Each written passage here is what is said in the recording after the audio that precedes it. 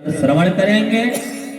आइए उसके पूर्व मन वाणी को पवित्र करने के लिए भगवान नाम संकीर्तन का हम सभी आश्रय लेते हैं कि श्री राधे राधे। सभी लोग ताली बजाते हुए गाएंगे। भगवान का वचन है कि ना हम बसामि वैकुंठे योगिना हृदये मद भक्ता यत्र गायन्ति तत्र तिष्ठामि नारद। हे नारद, मेरा वास केवल वैकुंठ में नहीं होता। ना हम बसामि वैकुंठे योगी नाम हृदय च। मैं केवल योगियों के हृदय में भी नहीं विराजता, बल्कि मद भक्ता यत्र गायन्ति, मेरे भक्त मेरे नामों का जहां गुणानुवाद करते हैं, गान करते हैं, तत्र तिष्ठामि नारद। हे नारद, वही मेरी सत्ता विराजमान है। तो प्यारे सज्जनों, भगवान के इस पावन नाम का संकीर्तन हम सभी ताली बजाते हुए, ये ताली वैकुंठ का ताला खोलती है। और हाथ में जो रेखाएं भाग्यवत नहीं है, जो रेखाएं ठीक नहीं है, जिनकी दशा ठीक नहीं है, वो भी भगवान के कीर्तन में ताली बजाने से ठीक हो जाती हैं। कीर्तन का उल्टा आप देखिए तो नर्तकी होगा। नर्तकी यानी हम इस संसार में नृत्य कर रहे हैं किसी न किसी भांति से। कोई कुदाल चला रहा है, कोई कलम चला रहा है, केवल किसी न किसी माया के प्रपंचना में हम सभी पड़े हुए हैं। तो ऐसे माया से मुक्ति पाने के लिए इस कलयुग में सबसे सर्वोत्तम साधन है कि नाम संकीर्तनम यस्य सर्व पाप प्रणाशन। भगवान का ही नाम एक ऐसा बल है जो इस माया के संसार में दिन रात आवागमन के चक्कर में हम लोग पड़े हुए हैं, नर्तकी की भांत उससे छुटकारा दिला सकता है। इस भगवान के नाम में ही ऐसी शक्ति है। उल्टा नाम जपत जग जाना, बाल में कि भय ब्रह्म समाना। तो भगवान का नाम सीधे से न जप जाओ, धीरे धीरे शरीर को कसना पड़ता है। तो उल्टा ही सही, मरा मरा जप कर रत्नाकर डाकू वाल्मीकि बन गया, रामायण की रचना कर डाली। तो भगवान के नाम का कितना बड़ा प्रभाव है प्यारे सज्जनों। तो आइए प्रेम पूर्वक भगवान नाम संकीर्तन का हम सभी ज्ञान करते हैं और मन में भगवान का ध्यान करते हैं। श्री मिश्रा जी तो एक निमित्त बने हैं, समस्त ग्राम का ये कल्याण हो रहा है। जहाँ से यह भागवती गंगा सत्संग की पावन धारा प्रवाहित हो रही है, अविरल धारा प्रवाहित हो रही है। तो आइए करतल ध्वन देते हुए हम लोग गान करते हैं कि श्री राधे राधे गोविंद गोविंद राधे, श्री राधे राधे गोविंद गोविंद राधे, श्री राधे राधे गोविंद गोविंद राधे। हम लोग आइए प्रेम से जय राधे राधे गोविंद गोविंद राधे, राधे राधे गोविंद गोविंद, राधे राधे गोविंद गोविंद राधे, राधे राधे गोविंद गोविंद जय राधे राधे गोविंद गोविंद राधे, राधे राधे लोग प्रेम से गाओ। जय गोविंद राधे राधे गोपाल राधे, गोविंद राधे राधे गोपाल राधे, गोविंद राधे गोपाल राधे।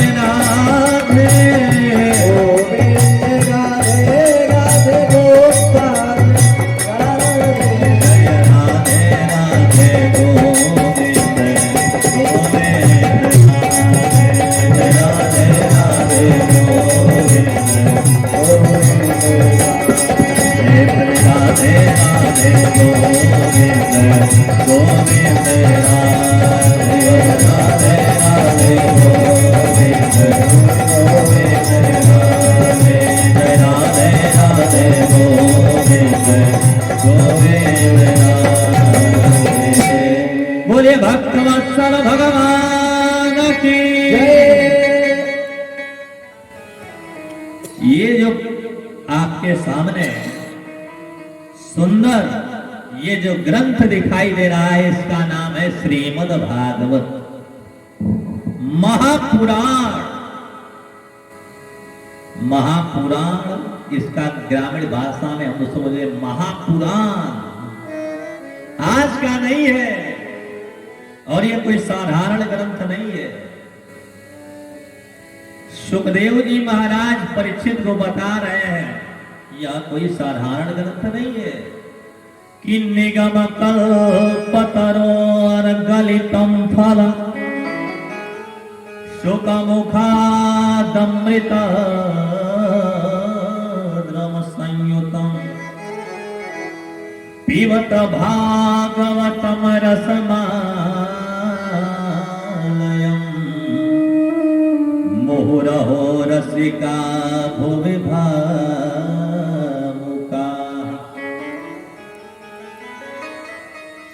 स्वयं बता रहे हैं सुखदेव जी, हे राजन परीक्षित, निगम कल्पतरु वेद रूपी कल्प वृक्ष का पका हुआ यह फल है। सारे वेदों का निचोड़ है तो किसमें है? श्रीमद् भागवत महापुराण।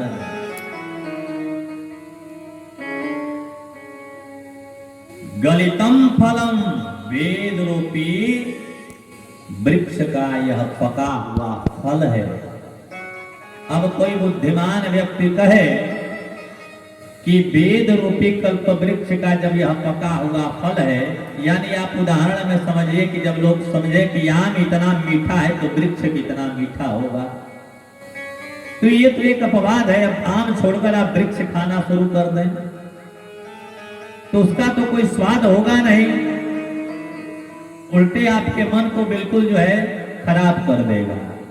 तो इसलिए कहा निगम कल्पतरु वेद रूपी कल्प वृक्ष का यह पका हुआ फल है। गलितम फलम और सुकमुखा सुखदेव रूपी तोते के चोंच से यह मारा हुआ फल है। जिस फल में तोता चोंच मार दे, आप यूं मानो कि वो फल निश्चित रूप से 100% मीठा ही निकलता है, या यूं कहिए कि तोते के चोंच से वो मीठा होता है लेकिन होता मीठा ही है। तो सुखदेव रूपी तोते ने इस भागवत रूपी महापुराण पर चोंच मारा है, इसलिए अत्यंत मीठा फल है। पीबत भागवतम, कहा है कि इसको सुनो मत, गाओ भी मत, पियो, इस फल को पियो। तो किसी ने कहा महाराज पिए कैसे? फल कहीं पिया जाता है? छिलका है, गुठली है? तो कहा नहीं, इस फल में छिलका गुठली नाम का कोई चीज है ही नहीं। पीबत भागवतम रसमालयम, यह रस है, केवल इस फल में रस ही रस है। तो कहा कौन सा रस है? कहा वो रसराज है। रसो वैसह रसः, भगवान कृष्ण ही इसमें रस रूप में विराजमान है। अक्षर अक्षर में अक्षरातीत के रूप में भगवान गोविंद का वास है। गोविंद भगवान के निमित्त भी देवी भागवत की कथा कराई हुई थी। जिस समय जाम्बवान जी से द्वापर में युद्ध कर रहे थे तो देवी की आराधना वासुदेव और देवकी जी ने किया था। तो कृष्ण कथा की बहुत महत्ता है। तो कहा कि भगवान कृष्ण ही रस रूप में विराजमान है। रसो वैसह, इसलिए इस फल का पान करो। मोहरहो रसिका भुवि भावुका। तो कहा महाराज कितनी बार इस रस को पिए? तो कहा एक बार नहीं, 2 बार नहीं, बार बार पियो, मुहुरहो, बार बार पियो। कब तक? जब तक भगवान के चरणों में हमारी प्रीति न हो जाए, हमारी प्रगाढ़ निष्ठा न हो जाए, हमारे हृदय से अभिमान न निकल जाए। तो कोई कहता है महाराज एक ही कथा बार बार सुने, कितनी बार सुने? भगवान राम का जन्म त्रेता में हुआ, अयोध्या में हुआ, कृष्ण का जन्म द्वापर में हुआ, जेल में हुआ, सब तो जानते हैं। तो कहा नहीं, तब तुम कुछ नहीं जानते हो, तब तुम्हारे अंदर वो भक्ति नहीं है, ज्ञान का अहंकार है। और भगवान जिस भक्त के हृदय में अभिमान आ जाता है, उस भक्त का हाथ छोड़ देते हैं। इसलिए कहा कि विगता मानः विमानः, विमान उसी के लिए आता है, यानी भगवान उसी भक्त पर अनुग्रह करते हैं जो कथा का रसिक होता है। इसीलिए कहा कि पूर्व जन्म के पाप से हरि चर्चा न सुहाए। जिनका पाप प्रबल होता है उनको भगवान की कथा प्यारी नहीं लगती है। कि राम कथा जे सुनत या घाही,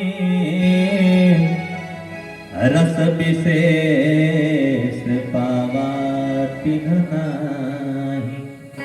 भगवान की कथा को सुनकर जो भक्त कहे बस बस बहुत जान लिया, बहुत सुन लिया, अब क्या बाकी है?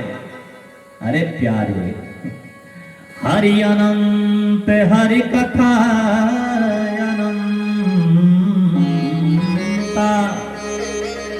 कहीं सुनही बहुविधि सब संता। कथा ऐसे हो रही है, वैसे हो रही है, क्यों जाए सुनने? क्या मतलब है?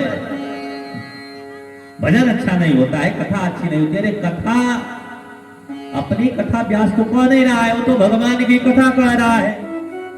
और भगवान की कथा हर समय अच्छी ही होती है। भगवान के नाम रूप लीला को देखकर वेद भी कहता है नेति नेति, मैं भी इस लीला का पार नहीं पा सकता।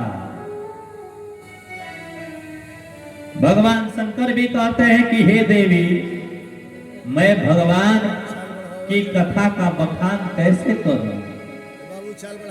कि रामचंद्र के चरित्र सुहाए, कल्प कोटि लग जाहि न गाए। क्या 7 दिन में यह कथा हो पाएगी? 2 दिन में हो पाएगी? 10 दिन में हो पाएगी? नहीं। रामचंद्र के चरित्र सुहाए, भगवान का चरित्र कथा लीला इतनी सुंदर है। क्या हो रहा है कि कल्प कल्पांतर जन्म जन्मांतर में भी हम लोग उसका पार नहीं पा सकते है। और धर्म में जो लोग समय दे रहे हैं वो भगवान की बहुत बड़ी कृपा उनके ऊपर है।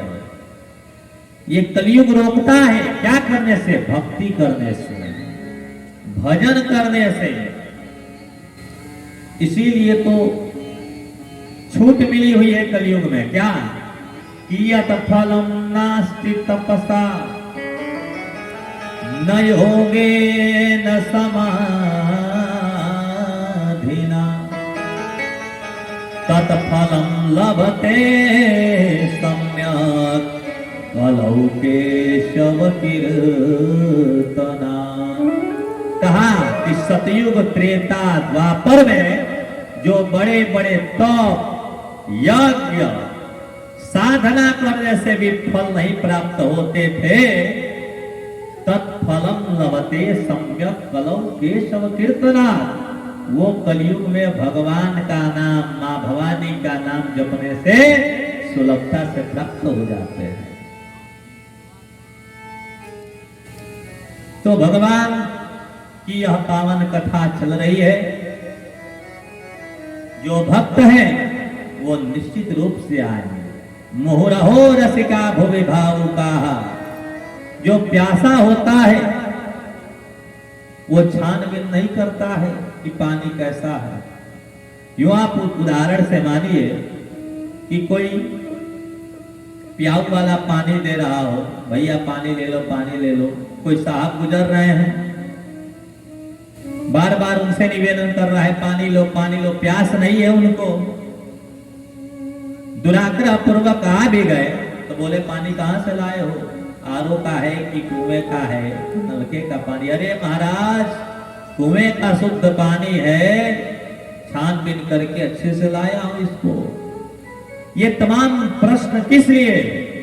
क्योंकि उनको प्यास नहीं है। वही भीषण गर्मी में, रेगिस्तान के उस भीषण गर्मी में तपते होते दूर दूरांचल तक पानी का कोई अता पता नहीं होता। गर्मी के मारे गला सूख रहा होता और ऐसे में कोई पूछ दे कि भैया पानी पियोगे, तो वो ये प्रश्न करते क्या? ये प्रश्न नहीं करते, क्योंकि प्यास प्रबल है, पानी चाहिए, जैसे मिले ऐसे ही भक्त होता है, ऐसे ही भक्त होता है, भगवान के कथा का पिपासु होता है। जहां भी मिले हरि भजन मिले, कथा मिले, सत्संग मिले, ताकि हमारे जीवन का कल्याण हो सके। तो प्यारे सज्जनों, श्रीमद् भागवत महापुराण रूपी ये पावन ग्रंथ जो भगवान श्री कृष्ण की साक्षात वांग्मयी मूर्ति है। जिस समय भगवान इस धरा धाम को छोड़कर जाने लगे, उद्धव जी उनके प्रिय सखा भी थे और उनके चाचा जी के लड़के भी थे।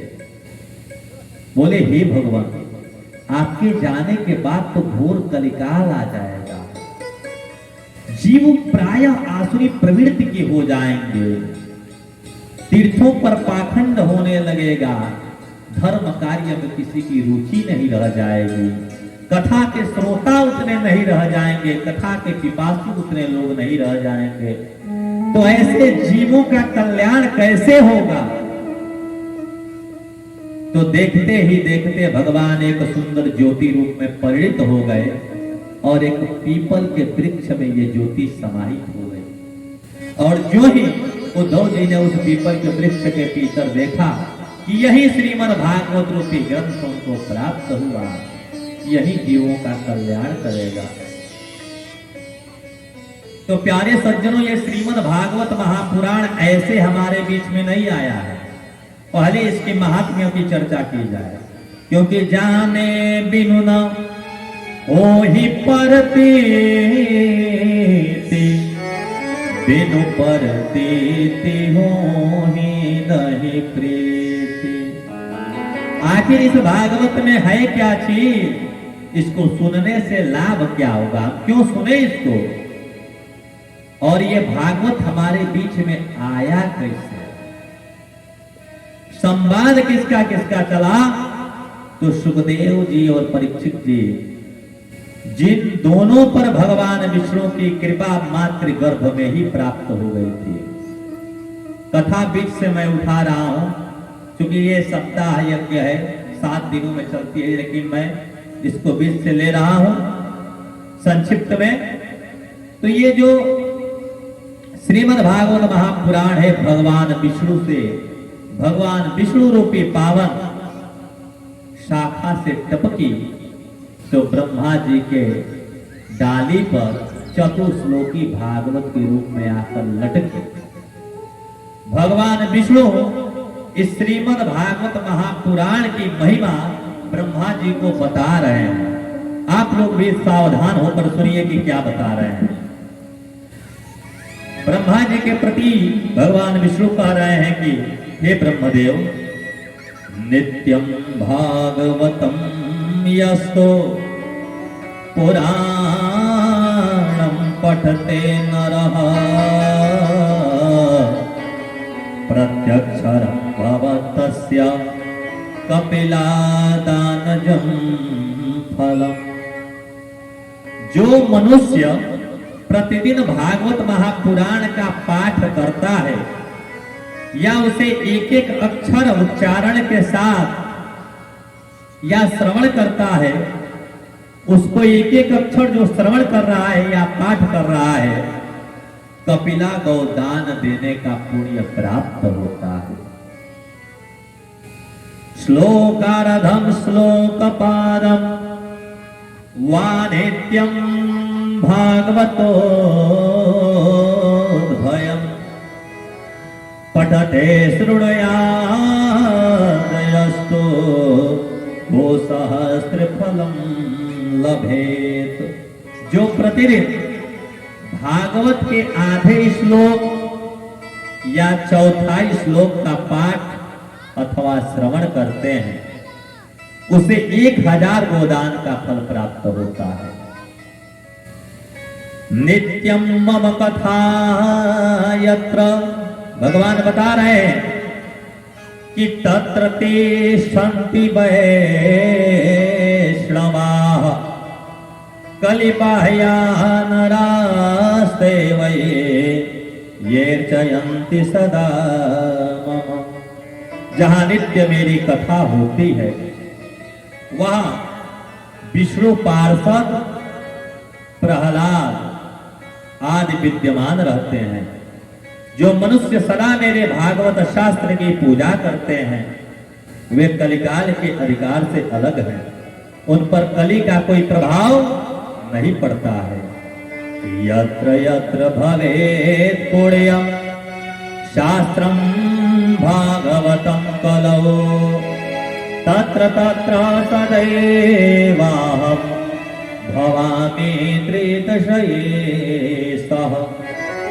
कलयुग में जहां जहां पवित्र भागवत शास्त्र रहता है, यानी जैसे इस पावन पीठ पर विराजमान है भागवत जी, तो भगवान कहते हैं कि वहां वहां सदा ही मैं देवताओं के साथ उपस्थित रहता हूं, बुलाने की आवश्यकता नहीं पड़ती है। ये भागवत जहां जहां रहता है, वहां वहां मैं देवताओं के साथ उपस्थित रहता हूं। कि तत्र सर्वाणि तीर्थाणि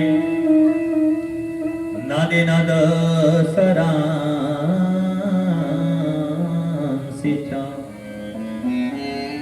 यज्ञः सप्तपुरी नित्यम् पुण्यः सर्वे शिलोच्छया। यही नहीं, जहां भागवत की कथा होती है, वहां नदी, नद और सरोवर रूप में प्रसिद्ध सभी तीर्थवास करते हैं। और हम कितने दुर्भाग्यशाली जीव हैं कि ईश्वरयांश जीवय विनाशे चेतनयमल सहज सुख राशि। भगवान के अंश से अवतरित होते हुए भी भगवान के पांडाल में जाने से हिचकते हैं। अरे भाई कैसे जाऊं फलाने जी क्या, ये किसी का दरवाजा नहीं है प्यारे। जहां भागवत जी विराजमान होते हैं, वो तीर्थस्थल हो जाता है, भगवत स्थल हो जाता है। मंदिर किसी व्यक्ति विशेष का नहीं होता। भगवान की कथा, ये व्यक्ति सामर्थ्यवान है क्या कि करा सकता है, ऐसा नहीं है। यज्ञ जो होता है वो सार्वभौमिक होता है, सार्वजनिक होता है। और श्रीमद् भागवत महापुराण के सिवाय किसी भी ग्रंथ को ज्ञान यज्ञ की उपाधि नहीं दी गई। एक यही एक ऐसा ग्रंथ है जिसको ज्ञान यज्ञ कहा गया है, श्रीमद् भागवत महापुराण ज्ञान यज्ञ। ये ज्ञान यज्ञ है और आपको जागना है। सत्संगति दुर्लभ संसार, भगवान के भक्तों का संग बड़ा ही दुर्लभ है इस संसार में। इसलिए भगवान कहते हैं कि यहाँ या भागवत जहां विराजमान होते हैं भागवत जी, वहां नदी, नद, सरोवर रूप में प्रसिद्ध सभी तीर्थवास करते हैं। संपूर्ण यज्ञ सात पूरियां और सभी पावन पर्वत वहां किसी न किसी रूप में निवास करते हैं। श्रोतव्यम मम शास्त्रमहि यशो धर्म जयार्थिना पाप क्षयार्थम लोकेश मोक्षार्थम धर्म बोधिना। इसलिए हे लोकेश, यश धर्म और विजय के लिए तथा पाप क्षय एवं मोक्ष के लिए धर्मात्मा मनुष्य को सदा ही मेरे भागवत शास्त्र का श्रवण करना चाहिए। इसी से उसका कल्याण हो सकता है। कि यत्र यत्र चतुर्वक्त्र श्रीमद्भागवतं भवेत् गच्छामि तत्र तत्राहं गौर्यथा सुप्रवासना। हे चतुर्मुख ब्रह्मा, जहां जहां भागवत की कथा होती है वहां वहां मैं उसी प्रकार जाता हूं जैसे पुत्र वत्सला गौ अपने बछड़े के पीछे भागती है। वही वात्सल्य मेरा इस भागवत के प्रति उमड़ पड़ता है कि मत कथा वाचकम नित्यम मत कथा श्रवणे रतम मत कथा प्रेत मनसम नाहम यच्छामि तम नरम। जो मेरी कथा कहता है, माने वक्ता को निर्देश दे रहे हैं कि हे ब्रह्मा जी, जो मेरी कथा करता है और जो भक्त उसको सदा सुनने में लगा रहता है तथा जो मेरी कथा से मन ही मन प्रसन्न होता है, मेरी पावन लीलाओं से प्रसन्न होता है, उस मनुष्य का मैं कभी त्याग नहीं करता।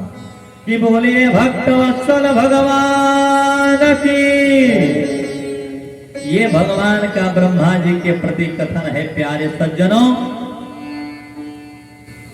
तो श्रीमद् भागवत महापुराण की रचना व्यास जी 17 पुराणों की रचना कर दिए, लेकिन फिर भी उनका मन एक प्रकार से चिंतित था।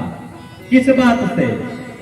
कि घोर कलिकाल आने वाला है और जीवों के कल्याण का कोई मार्ग नहीं दिखाई दे रहा है। कोई व्यक्ति मंद बुद्धि का है तो किसी का भाग्य ही मंद है, तो किसी का दोनों मंद है, माने बुद्धि और भाग्य दोनों ही मंद है। तो ऐसे जीवों का कल्याण कैसे होगा? ऐसा विचार कर रहे हैं। जब इस प्रकार से विचार किए तभी एक सुंदर स्वर सुनाई पड़ा। किसका? तो नारद जी का, जो हाथ में बीड़ा लेकर और बड़ा ही सुंदर भगवत नाम संकीर्तन करते हुए चलते हैं। आइए हम लोग नारद जी के साथ स्वर मिलाएं कि श्रीमन नारायण नारायण नारायण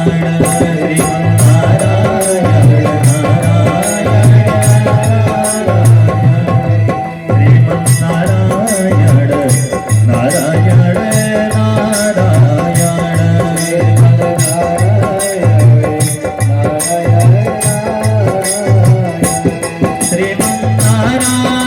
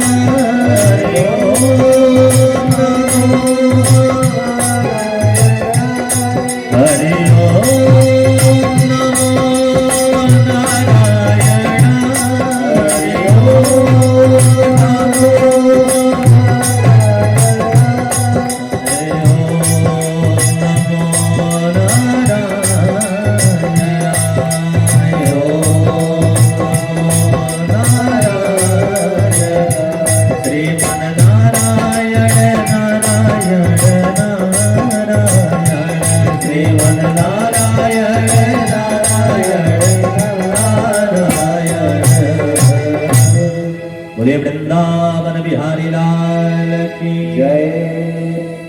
तो नारायण नारायण की ध्वनि करते हुए नारद जी व्यास जी के आश्रम पर आए, जहां व्यास जी ने 17 पुराणों की रचना कर भी दी थी, फिर भी चिंतातुर थे।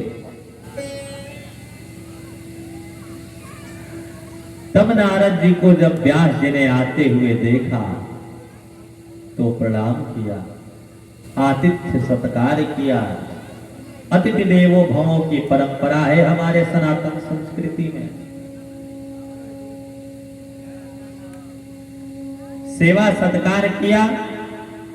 नारद जी ने इनके मुख की ओर देखा और कहा, महाराज आप तो भगवान के भक्त हैं, संत हैं, वैष्णव हैं, मुनि हैं, आपको किस बात की चिंता है? इतनी चिंता में क्यों दिखाई दे रहे हैं? आपका भजन कीर्तन सब ठीक ठाक चल रहा है ना? पूजा आराधना सब ठीक ठाक चल रही है ना? आखिर आप किस कारण चिंतित हैं? तो इन्होंने कहा कि हे नारद जी, मेरा भजन भी ठीक चल रहा है, मेरी नित्य क्रिया भी सब ठीक ठाक चल रही है। तो पूछा तो चिंता किस बात की है? कहा चिंता इसी बात की है कि मैंने वेदों की रचना कर दी, महाभारत की रचना कर दी, 17 पुराणों की रचना कर दी, फिर भी मेरा मन पता नहीं क्यों बड़ा चिंतित है। इस चिंता को दूर करने का कोई आप उपाय बताएं। तब नारद जी ने कहा कि हे व्यास जी, आपने जो वेद बनाए उसमें केवल ज्ञान भरा है और बहुत ज्ञानी व्यक्ति ही उसको समझ सकता है। महाभारत जैसे ग्रंथ हैं, उतने मोटे मोटे ग्रंथ पढ़ने के सबको समय नहीं मिल सकता है। घोर कलिकाल में जीवों का भाग्य भी मंद है, बुद्धि भी मंद है और भाग्य, और किसी किसी का तो भाग्य और बुद्धि दोनों मंद है। जिसका बुद्धि मंद है, भाग्य प्रबल है, तो भाग्य के बल पर उसका जीविकोपार्जन चल जाता है। और जिसका भाग्य दुर्बल है, बुद्धिमान है, तो बुद्धि के बल पर उसका काम चल जाता है। लेकिन जिनका दोनों ही मंद है, भाग्य और बुद्धि, तो ऐसे जीवों का उद्धार कैसे होगा? तब उन्होंने कहा कि आपने जो रचना की है उससे केवल नहीं होगा, सब कुछ तो आपने लिख दिया, लेकिन गोविंद के गुणानुवाद नहीं किए, इसलिए आपका मन क्षुब्ध है। इसलिए अब आपको ऐसा रचना करना चाहिए, ऐसा सृजन करना चाहिए जिसमें भगवान की लीलाओं का गान हो, भगवान की कथा का गान हो, भगवान की चर्चा हो। श्रीमद् भागवत महापुराण को सम्यक्रास आश्रम में निवास करते थे, सरस्वती नदी में स्नान किया और जो ही बैठे कि भगवान हरि की कृपा बरसने लगी। गणेश जी महाराज का आवाहन किया, गणेश जी आए और लिखना शुरू किए। व्यास जी श्लोक बोलते गए और अनवरत ये कथा उन्होंने लिख दी। तो व्यास जी के द्वारा यह रचित श्रीमद् भागवत महापुराण सारे शास्त्रों, सारे पुराणों, चाहे महाभारत हो, देवी भागवत हो, रामायण हो, कुछ भी हो, ग्रंथ जितने भी बने सबका निचोड़ इसमें है। जैसे दूध से दही बनता है, दही से मक्खन बनता है, घी बनता है और घी बड़ा लाभदायक होता है, तो वैसे ही सारे शास्त्रों पुराणों से मिलाकर निचोड़ लेकर, इस कलयुग में सबके पास तो समय है नहीं, इसलिए श्रीमद् भागवत महापुराण में सबका निचोड़ समाहित कर दिया गया। इसलिए इसको ज्ञान यज्ञ कहा जाता है। और ज्ञान यज्ञ की इस पावन गंगा को श्रवण करने हेतु इस ग्राम के लोग बड़े भाग्यशाली हैं जो इतनी बड़ी तादाद में एकीभूत हुए हैं। यह कलिकाल, यह कलयुग रोकता है भगवान की कथा में जाने से। ये माता का जो पावन पर्व चल रहा है, ऐसे भी इस ज्ञान यज्ञ की वर्षा हो रही है कि जाकर नाम सुनत शुभ होई, मोरे गृह आवा प्रभु सोई। इस नवरात्र के पावन पर्व पर जिनका नाम स्मरण करने से, सुनने से सब कुछ मंगल हो जाता है। मंगल भवन मंगल हारी, उमा सहित जय जपत पुरारी। अमंगलों का नाश करने वाले, भवन को मंगल कर देने वाले भगवान की कथा यहाँ चल रही है प्यारे सज्जनों। नैमिषारण्य के पावन तट पर शौनकादि 88,000 ऋषि जो कथा सुनने के लिए बैठे हैं, वयोवृद्ध हैं, फिर भी कथा सुनने के लिए उनकी इच्छा प्रगाढ़ है। तो सूत जी महाराज को गद्दी प्रदान करवा करके और इस पावन कथा को उनके मुख से श्रवण कर रहे हैं, क्योंकि हरि कथा के पिपासु हैं, प्यासे हैं। तो ऐसे भगवान का यहाँ पावन गद्दी लगा हुआ है और हम सभी इस पावन कथा में गोता लगा रहे हैं। व्यक्ति, घर का व्यक्ति जब जल रहा है तो उस समय लगता है कि संसार में वास्तव में कुछ है नहीं। उस समय ज्ञान तो जगता है, लेकिन जो ही वहां से स्नान करके घर द्वार पर आए कि वहीं मुन्नी चुन्नी पप्पू की याद आ गई और संसार में लग गए। लेकिन वास्तविकता यही है कि आज उसकी वो गति हुई है तो कल हमारी भी होनी निश्चित है। सत्य क्या है? तो भगवान का नाम सत्य, इसलिए कहा है कि सत्यम पद धर्मश्चर, सत्य बोलो और धर्म के मार्ग पर चलो। हरि नाम सत्य है, भगवान का नाम सत्य है। तो प्यारे सज्जनों, आज यह कथा की भूमिका थी। यह कथा इस धराधाम पर इस प्रकार से आई। जिस समय महाराज सुखदेव जी इस पावन कथा को परीक्षित को सुना रहे थे, तो ये कथा और सत्संग सिवाय इस धराधाम के स्वर्ग में नहीं होता है और वैकुंठ में भी नहीं होता है, इस धरती पर ही होता है। वो भी भाग्यशाली है ये भारत भूमि। भा से भावनाओं की, र से ऋषियों और त से तपस्वियों, भावनाओं की उच्चता वाले ऋषियों और तपस्वियों की यह भूमि रही है भारत। तो ये जो कथा है यह स्वर्ग में नहीं मिलेगा। जिस समय भगवान श्री राम अपने धाम को जाने लगे तो हनुमान जी तो साथ साथ पहुंच गए नदी के पावन तट तक। अब जब भगवान जाने की तैयारी करने लगे तो हनुमान जी से कहे, हनुमान क्यों बगल में खड़े हो, तुम भी आओ, चलो मेरे धाम। हनुमान जी ने कहा, महाराज मैं बिल्कुल चलता। तो कहे क्यों, विचार नहीं है चलने का? क्या बिल्कुल नहीं प्रभु। क्यों नहीं है? तो कहा विचार कैसे हो, क्या भगवान आपकी कथा वहां होती है? भगवान कहे बिल्कुल नहीं होता है। भजन होता है वहां? कहा बिल्कुल नहीं होता है। तो जब आपकी कथा नहीं होती है, आपका भजन नहीं होता है, तो भगवान कहे कि मैं तो रहता हूं ना वहां। हनुमान जी ने कहा कि इससे संतुष्टि नहीं मिलेगी। अरे आप तो मेरे हृदय में भी विराजमान है कि जासु हृदय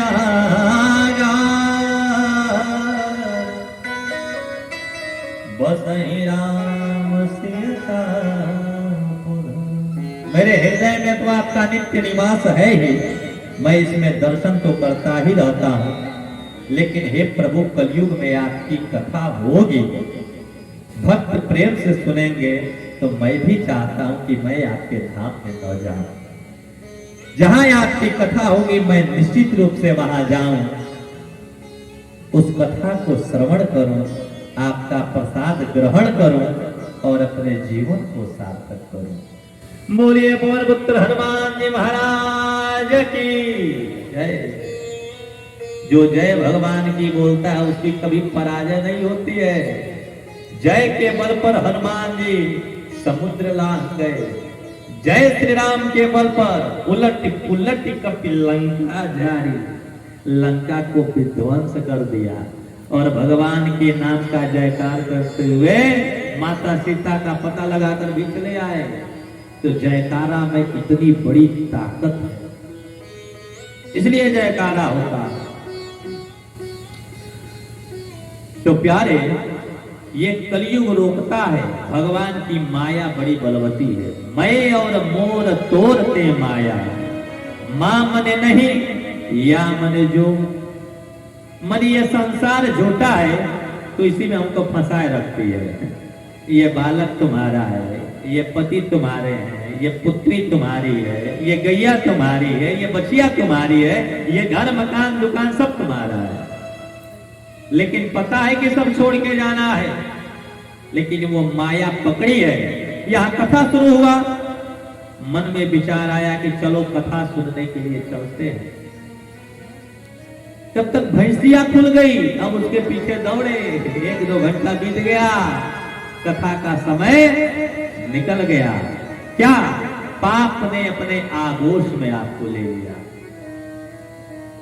पुण्य तो पहले ही उपजा कि जाना चाहिए, कथा हो रहा है, माता जी की स्थापना हो रही है, मंदिर में पूजा हमें भी करना है,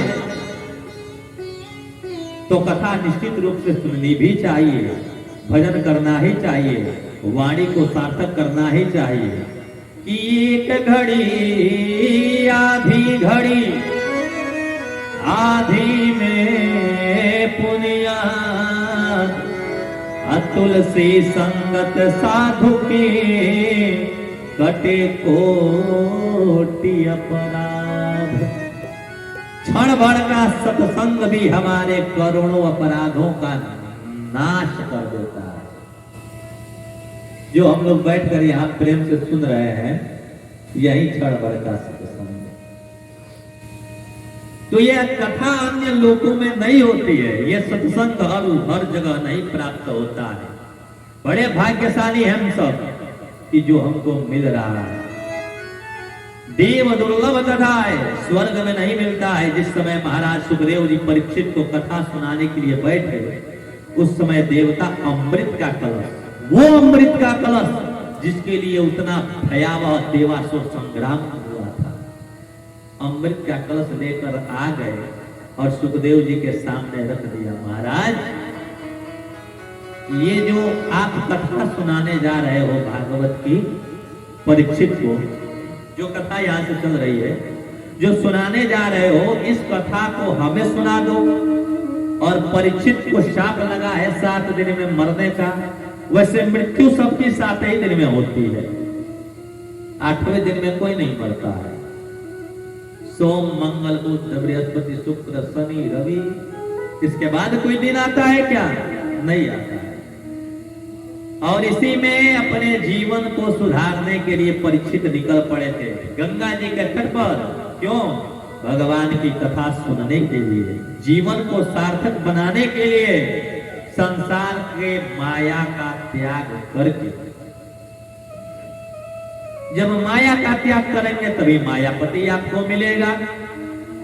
माया का त्याग नहीं होगा तो मायापति के मिलने का जो सपना आपने पाल रखा है उसे बिल्कुल छोड़ दो, उसे बिल्कुल छोड़ दो। तो प्यारे सज्जनों, तुरंत अमृत का कलश लाए। महाराज, अमृत का कलश पिलाइए, परीक्षित अमर हो जाएंगे। लेकिन बदले में जो ये कथामृत इनको सुनाने जा रहे हैं, ये कथामृत हमें सुना दीजिए। तो परीक्षित जी हंसे, कहे अरे ठगियाओ, कि क्वा कथा वसुधा लोके वकाचो क्वमणिण महा। विनिमय बराबर की वस्तु का होता है। भाई आपने 10 रुपया दिया, 10 रुपया का सामान दो। 10 रुपया दिया और 100 रुपया का सामान मांगते हो तो विनिमय तो हुआ नहीं, ये उचित तो कहा नहीं जाएगा। तो इसलिए सुखदेव जी ने डांट कर भगाया, भगो देवताओं, मैं तुम्हें नहीं सुना सकता। श्रोता बनकर आते तो बिल्कुल सुनाता, परंतु तुम तो इस कथा का सौदागर बन के आए हो, सौदा करने के लिए आए हो कि बदले में कथामृत दे दीजिए, इसलिए मैं इस कथा को तुम्हें पात्र नहीं पाता हूं। श्रोता के भी कुछ गुण होने चाहिए। भगवान शंकर ने भी अगस्त ऋषि को राम कथा तभी सुनाई। लिखा है कि त्वहि शंभु अधिकारी पाए, जब श्रोता का अधिकार उनके पास था कि हाँ, अब मान लीजिए आप यहाँ बैठ गए तो बैठ जाने से तो कथा सुन नहीं लिए, यहाँ बैठ गए और घर पर वो आपका जो है कि मस्तिष्क पहुंच कर संचरण कर रहा है, पकौड़ी बना होगा कि नहीं बना होगा, अभी तक बिटिया रानी क्या चल रही होगी, तो मस्तिष्क वहां चला गया, तो बैठ जाने से तो आपने कथा सुन नहीं लिया, तो आप तो श्रोता हुए नहीं। अभी मैं श्रोताओं के गुण को बताता हूं। तो कहा सौदागर बनकर आए हो इसलिए भग जाओ यहां से, मैं तुम्हें नहीं सुनाऊंगा। अरे मणि की तुलना, कांच की तुलना मणि से कर रहे हो? तुम्हारा जो ये अमृत है वह कांच का टुकड़ा है, और ये कथामृत जो है वो मणि है। मणि और कांच का विनिमय नहीं हो सकता है। अब देवता भगे भगे गए ब्रह्मा जी के पास और कहा कि देखो, हमें सुखदेव जी ने कथा नहीं सुनाया है। तो ब्रह्मा जी ने कहा कि 7 दिन पूरा होने दो और उसके बाद उस कथा का परिणाम देखा जाएगा कि उस कथा से उनको मिला क्या है। तो जो ही 7 दिन पूरा हुआ कि परीक्षित को मोक्ष मिल गया, भगवान के लोक की प्राप्ति कर ली इस कथा के माध्यम से। तो जब भगवान के लोक की प्राप्ति कर ली प्यारे सज्जनों, तो ब्रह्मा जी ने धर्म के तराजू पर एक और सारे शास्त्र पुराण ग्रंथ को रख दिया। तराजू के एक पलड़े पर और दूसरे पलड़े पर श्रीमद् भागवत रूपी महान ग्रंथ को रखा, और जो ही तोला कि लिखा है कि सत्यलो के तुलाम बधवा कि तोलय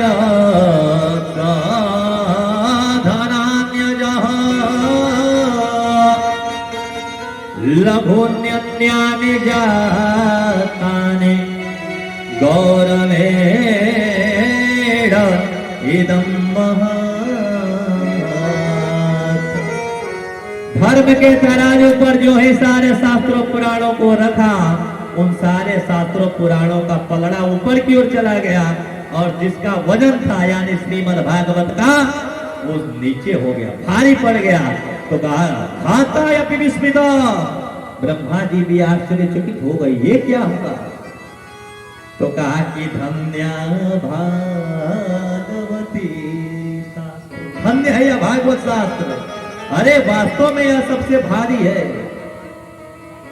भाता अपि विस्मिता लघुन्यन्यानि जातानि गौरवेण इदं महत्, अपनी गरिमा से श्रीमद् भागवत का पलड़ा भारी पड़ गया। तो ऐसी भागवत से यदि हम लोग चूक जाते हैं तो प्यारे सज्जनों, दुर्भाग्य नहीं होगा तो और क्या होगा। कि बड़े भाग्य मानुष तन पावा, ईश्वर दुर्लभ सदग्रंथ निगावा। ये जो मानव का देह प्राप्त होता है वो बड़े भाग्य से प्राप्त होता है।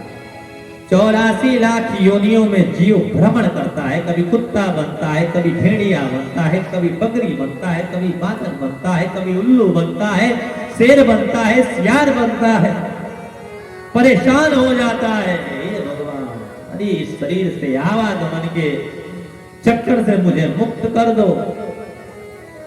अब की बार मैं नहीं भूलूंगा, अब की बार मैं तेरा स्मरण जरूर करूंगा, तुम्हारी कथा जरूर सुनूंगा, तुम्हारा संकीर्तन निश्चित रूप से करूंगा, कथा में जरूर जाऊंगा। भगवान कहे अरे तू ऐसे ही कहता है। नहीं नहीं प्रभु, बिल्कुल ऐसा ही करूंगा। मातृ गर्भ में भी बड़ी पीड़ा होती है इस जीव को। गरम खा ले तो परेशानी, ठंडा खा ले तो परेशानी। तो ऐसे में बालक का जब जन्म हो जाता है त्यों ही माया, पहला शब्द उसके मुख से आता है क्या, मने मैं कहां आया, कहां आ गया, हे परमात्मा तूने मुझे कहां भेज दिया। लेकिन ये माया जो इस संसार में भ्रमण कर रही है, माने उस समय भी भगवान का स्मरण वो जीव कर रहा है, लेकिन माया ने जो ही चपेट में लिया तो पहला शब्द आया मां। पहला शब्द बालक बच्चे जो होते हैं वो मां बोलते हैं। माया ने चपेट में लिया और धीरे धीरे माता ने बताना शुरू किया, पिताजी हैं, दादाजी हैं, बुआ जी हैं, ये तुम्हारा घर है, तुम्हारी मकान है। इसी में वो जीव व्यस्त हो जाता है और परम पिता परमेश्वर को भूल जाता है जिसने उसको इस संसार में भेजा है। चूक जाता है भक्ति से, चूक जाता है भगवान की कथा से, चूक जाता है भगवान की कृपा से। तो प्यारे सज्जनों, श्रोता के भी कुछ गुण होते हैं, तो श्रोताओं के प्रकार थोड़ा आप लोग जान लीजिए। एक होता है श्रोता, भगवान की कथा का समय निर्धारित कर दिया गया, इतने बजे से कथा होगी, 10 मिनट पहले आएगा, प्रेम से पावन पांडाल में उपस्थित होगा, बैठेगा, भागवत जी का अभिवादन करेगा, पूजन करेगा और प्रेम से बैठकर जितनी देर कथा होगी ध्यान पूर्वक श्रवण करेगा, क्योंकि भगवान की कथा का वो रसिक होता है, प्रेमी होता है। घर का काम छोड़ देगा, ये तो होना ही है, परिवार छोड़ देगा, ये तो रोज मिलना है, लेकिन ये कथा तो रोज नहीं मिलेगी। जो निकल गया सो निकल गया, ये समय तो फिर नहीं आएगा। पता नहीं ऐसा आयोजन होगा कि नहीं होगा। तो कम से कम यदि ये गंगा, यदि ये बहुमूल्य रत्न हमारे बीच में आया हुआ है तो इसका तो लाभ ले लें। तो कहा कि श्रोता जो होता है ऐसे ही पांडाल में पहुंचता, भागवत जी का अभिवादन करके और व्यास पीठ से जो वाणी निकलती है, प्रवाहित होती है, उस वाणी को प्रेम पूर्वक श्रवण करके गोविंद का ध्यान करता है और नाम स्मरण करते करते अपने घर को प्रसाद लेकर ही जाता है। प्र से प्रभु का, साथ से साक्षात और दो से दर्शन, प्रभु का जिसमें साक्षात दर्शन इस कलिकाल में हो जाए वो प्रसाद है प्यारे। तो ये श्रोता होता है जो प्रेम पूर्वक कथा शुरू होते ही चला आता है, बैठ जाता है और कथा के संपन्नता तक बैठकर प्रेम से श्रवण करता है। ऐसे ही धुंधुकारी ने कथा श्रवण की, ऐसे ही परीक्षित जी ने कथा श्रवण की, इसलिए मुक्ति हुई। ये नहीं है कि सभी लोग बैठ इस पावन पांडाल में आ गए तो सभी श्रोता हो गए। और दूसरा होता है सोता। कथा शुरू हुई, भजन शुरू हुआ कि घर में सोचा कि बड़ी सुंदर भजन हो रही है, सोने से बढ़िया है कि चलो बुलावा आया है फलाने जी के यहाँ से, चले थोड़ा बुलावा पूरा कर दो। आया, बैठा और बैठकर थोड़ा सी कथा सुन रहा है। और कथा सुनने के बाद उसका जो ध्यान है वो घर के उन भोज्य पदार्थों पर चला गया। घर में मालपुआ बना है, मैं बैठ के यहाँ कथा